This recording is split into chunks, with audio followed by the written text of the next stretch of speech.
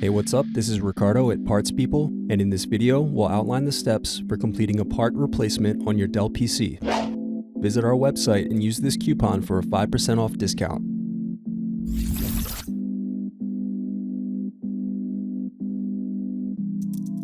First, unscrew and slide out DVD optical drive.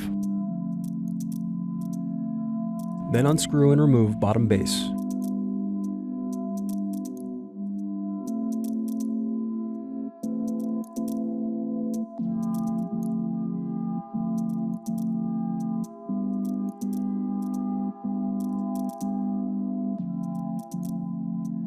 Now unscrew and disconnect battery.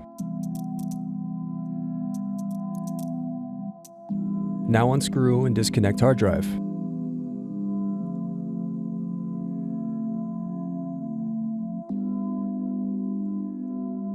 Then unscrew and remove hard drive from caddy. Now disconnect hard drive adapter. Thanks for watching. Don't forget to like and subscribe if you enjoyed this video. And if you need more, check out this playlist to watch other tutorials for your laptop. You can also click here to find parts for your laptop at partspeople.com.